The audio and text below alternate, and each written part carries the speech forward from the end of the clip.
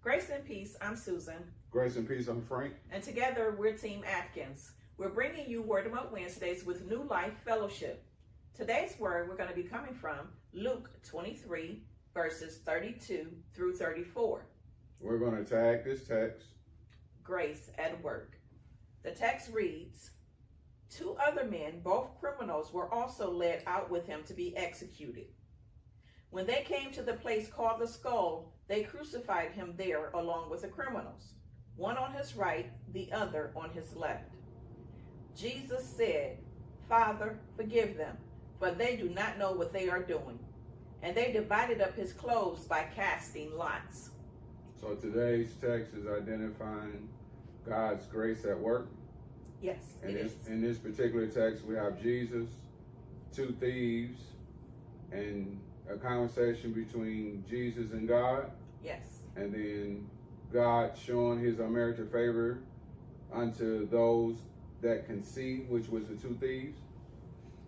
Not just the 2 thieves, because when Jesus was asking God the Father to forgive them, he was referring to the crowd as well, because they had committed an act that they had no clue. They had no clue what the consequences of that act could have been had God not chosen to grace us. So by God choosing to grace us, his grace was put on full display for those that was there. It was put on full display for those that was there, because we all know that when Jesus walked the earth, he was clothed in flesh. Mm-hmm. And he was clothed in flesh because so that he could feel everything we could have felt, experience everything we could have experienced as human beings in the flesh, mm-hmm. so that when he would sacrifice himself, he can take upon all of the sin of the world upon his back, knowing that whatever we could ever think of, imagine, whatever we could ever contemplate doing, whatever we feel, whatever we was in our hearts, he already knows it. He took it upon himself. He sacrificed himself so that we can be forgiven for that, so that we can live out in grace. And during that particular moment on that cross, even before he got to the cross, when he was in the garden praying, he was praying so hard because his flesh was rising up.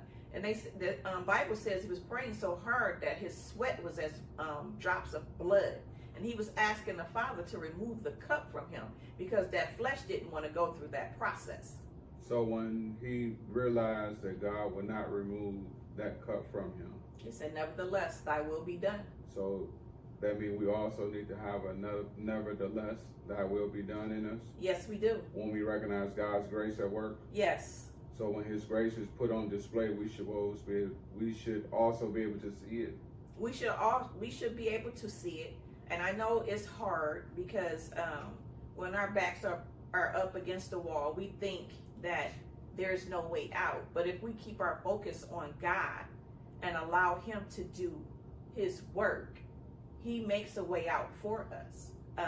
Even in our weakest moment, the Bible says, in our weakness, his strength is made perfect. So if we rely on his strength instead of our strength, we can get through that process.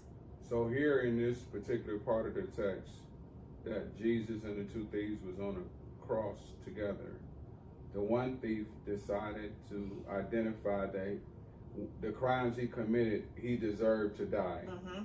The other thief decided that if Jesus was the true Messiah, that he should better pull them all down at the time. Yes. So there's always one in the crowd who don't want to do no work. They Exactly. just want to have a way to escape. Yes.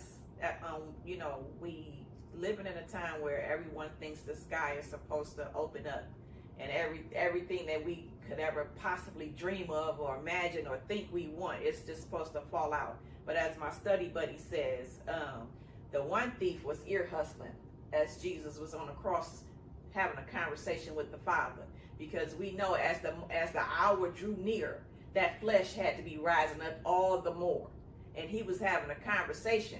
We don't know what he was saying, but I can just imagine he him reminding God all of the things that he went through his whole time on earth. They had a hit out on him since birth. They beat him all night. They spat on him. They took a rose bush with the thorns and made a mock crown and pierced it to his head. They was over in the corner gambling for his clothes, and yet and still, I got to sit up here and take all these people's sins upon my back and save them. So what you're saying, in other words, is that the mission and purpose that he was sent here for, God gave him the strength to endure. Yes. And while he endured all of that pain and suffering, he did it not for himself, but he endured it for us.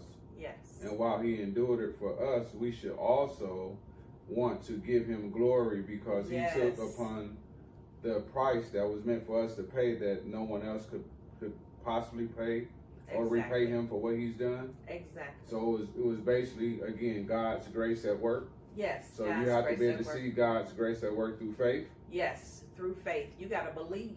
You got to believe. You got to believe.